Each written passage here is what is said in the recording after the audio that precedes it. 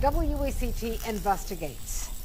Was New Hanover County's elections director forced out after years of conflict with county officials? Newly obtained records raise questions about the abrupt retirement of then director Ray Hunter Havens.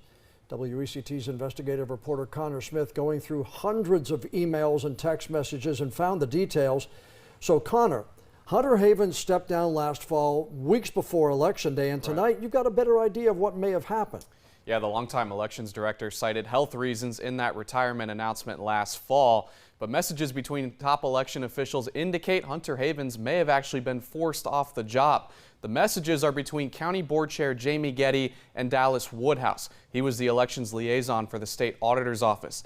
The texts show Getty texting Woodhouse that firing Hunter Havens close to the election without having a replacement made, quote, 0 sense. In another text, Getty asked Woodhouse if he shared details about Hunter Havens' firing with another Board of Elections member. Hunter Havens did not respond to me today. Her stint as director included feuds with county officials over elections funding, ballot counting, and a third-party audit of the Board of Elections. Records also show that last September, Woodhouse emailed Getty details on how to fire an elections director. Then 2 weeks later, on October 7th, Hunter Havens announced her immediate retirement, citing health reasons. The records show Getty sending those text messages in October and November. Hunter Havens stayed with the county through April 1st, receiving $69,000 to be an elections consultant.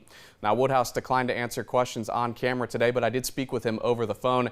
He says this was ultimately the right outcome. Nobody was fired and nobody was shamed publicly, but he did indicate there were issues with Hunter Havens' leadership that needed to be addressed. John?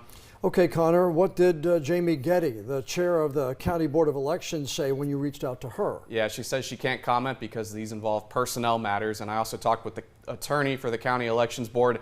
He told me these records never should have been released in the first place because they're related to personnel. We'll keep you updated on what else we learn. All right, appreciate the update, Connor.